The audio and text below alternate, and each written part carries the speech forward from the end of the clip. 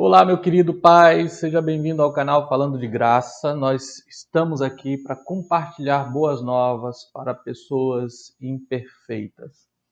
Sim, porque de fato o Evangelho, a mensagem de Jesus Cristo é para pessoas imperfeitas. Na verdade, para mim e para você.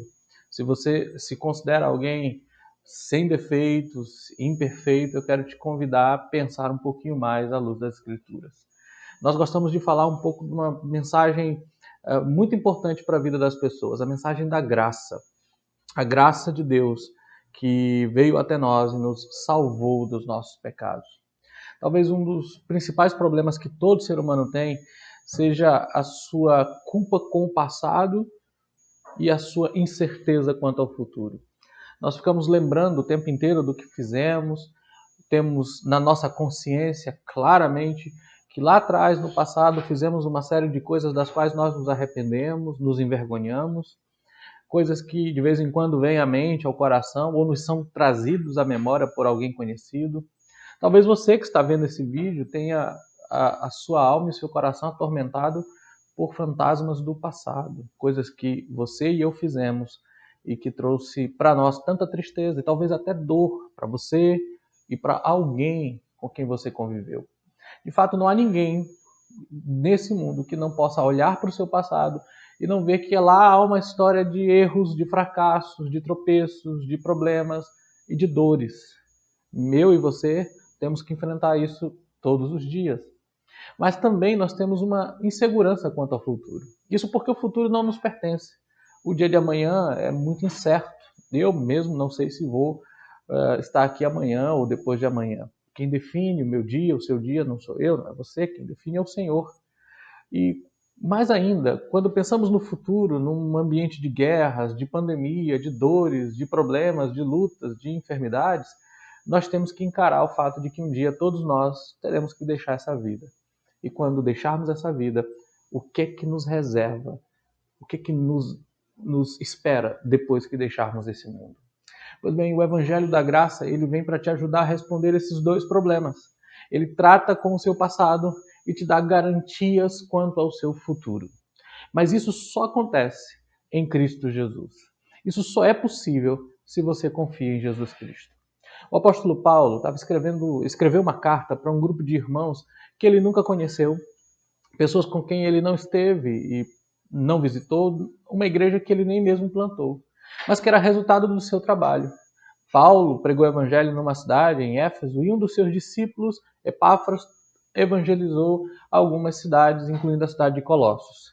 Epáfras vai visitar Paulo, Paulo está na prisão, ele passa um relatório muito interessante sobre aquela comunidade, cheia de fé, cheia de amor, cheia de esperança. E Paulo, quando ouve falar da fé desses irmãos, da esperança desses irmãos, do amor desses irmãos, Paulo decide orar por eles.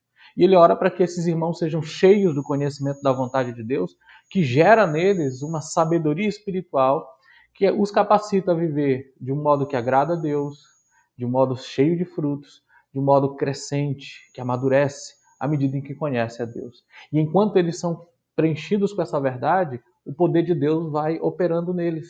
Esse poder glorioso de Deus vai tornando cada um desses cristãos mais perseverantes, mais pacientes, mais cheios de alegria e mais cheios de gratidão.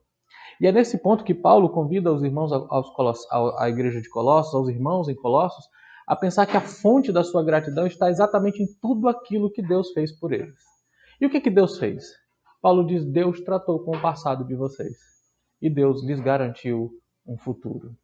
A minha mensagem para você nesse vídeo é muito simples.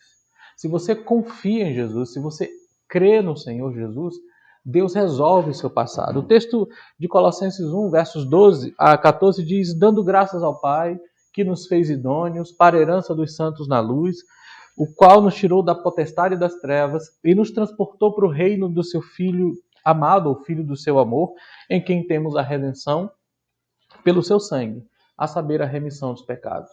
Quando Paulo olha para o passado desses irmãos, ele os vê como escravizados do pecado, como escravizados sob uma tirania que ele chama de império das trevas.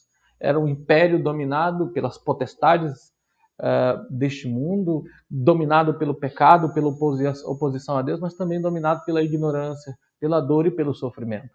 Nesse ambiente, eles eram governados por esse mundo terrível e destrutivo. Eles viviam vidas que só trariam dor, vergonha e sofrimento. O império das trevas os controlava por causa dos seus pecados. Seus fracassos, seus defeitos, os fazia ficar longe de Deus, longe do reino do Senhor, longe do ambiente de paz e de amor e de graça que Deus dá àqueles que lhe pertencem.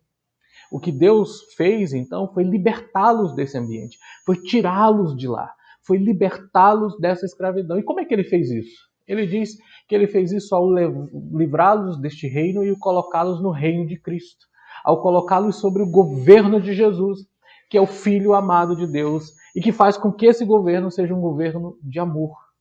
Interessante que Deus faz essa libertação e nos coloca sobre o governo de Cristo, e é nesse governo que você experimenta a liberdade real, porque você é redimido do seu pecado e você é purificado pelo sangue de Jesus. Em outras palavras, Deus resolve o seu problema do passado perdoando você pelo sangue de Jesus. Deus resolve o seu problema do passado ao trazer sobre você a liberdade que o perdão de Cristo dá. Talvez esse seja o seu problema, você não tem essa liberdade. O seu passado atormenta porque não há perdão para você. Mas a mensagem de Deus para você é essa: há sim perdão. Em Cristo Jesus você é inteiramente perdoado. Você é liberto tanto da escravidão do pecado, quanto do controle do pecado. E um dia, quando Cristo voltar, o pecado não mais existirá na sua vida. Se você quer uma vida liberta, é Cristo quem dá. Se você quer tratar com o seu passado, é Cristo quem trata. É pela graça de Deus, pela misericórdia de Deus, que o seu passado é resolvido. Mas, em segundo lugar, Deus também faz com que eles tenham um futuro certo e garantido. O texto diz que Deus nos fez idôneos para herdar a herança dos santos na luz.